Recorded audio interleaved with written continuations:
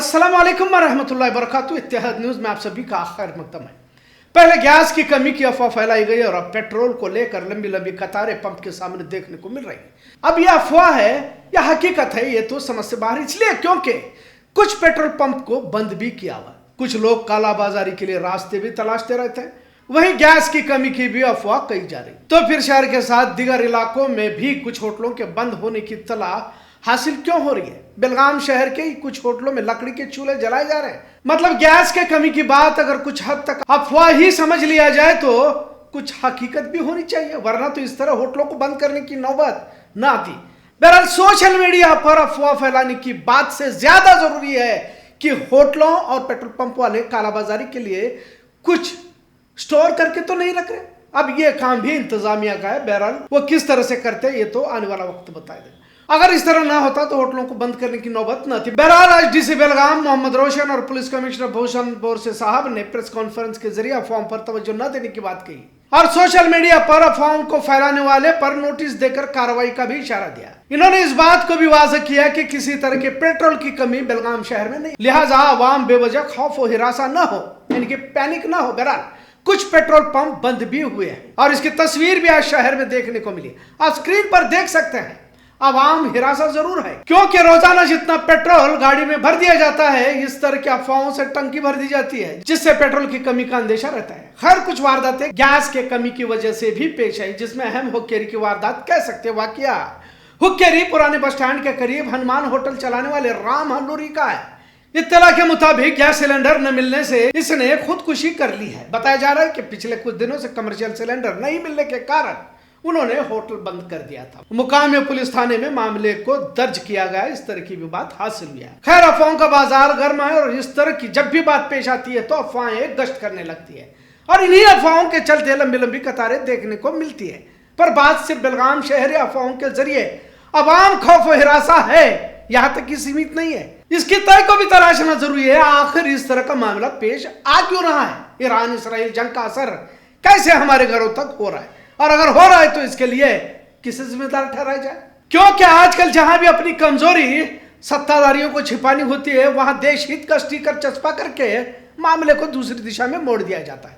पर बात भारत की 140 करोड़ आवाम की है। सत्ता में बैठे लोग कतई इस तरह का फैसला नहीं ले सकते जिससे आवाम कतार में खड़ी हो जाए। वैसे तो भारत की आवाम को इतना कतारों में खड़ा कर दिया गया कि अब ये तो आवाम इसकी आदी होती जा रही है। भारत में सब कुछ ठीक ठाक चल रहा है, कहा तो जा रहा है, किसी तरह की कमी नहीं है कि बातें भी हम इंतजामिया अफसर भी बता रहे हैं।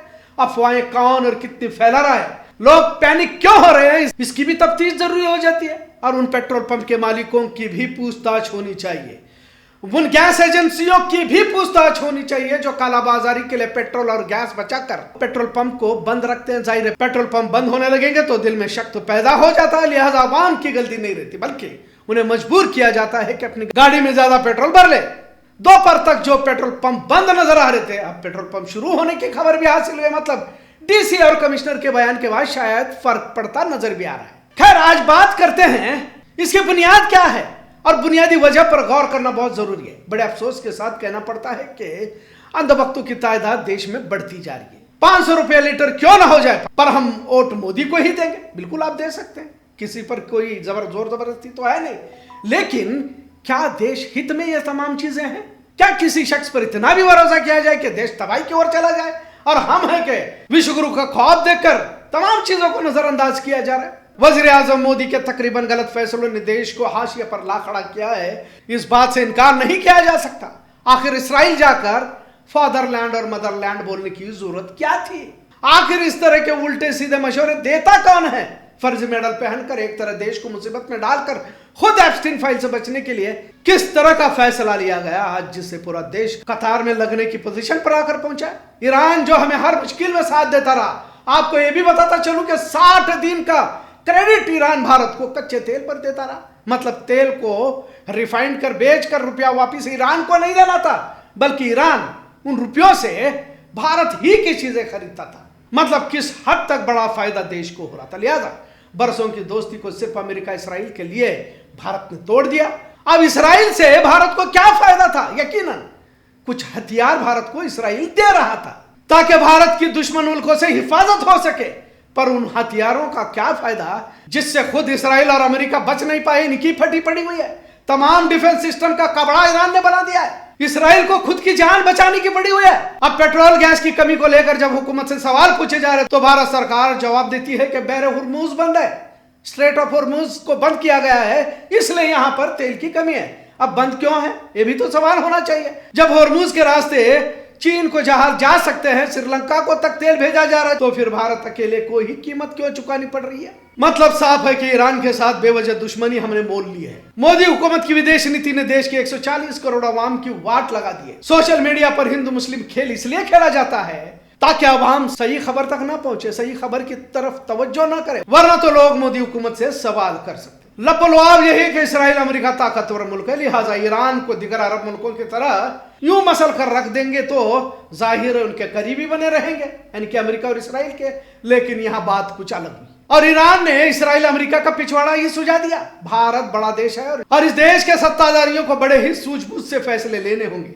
हुर्मुज का अक्सर इलाका ईरान के कब्जे में है। कुछ लोगों को यह बात अजीब लगेगी, लेकिन इसराइल अमेरिका की सांसें फूल चुकी हैं।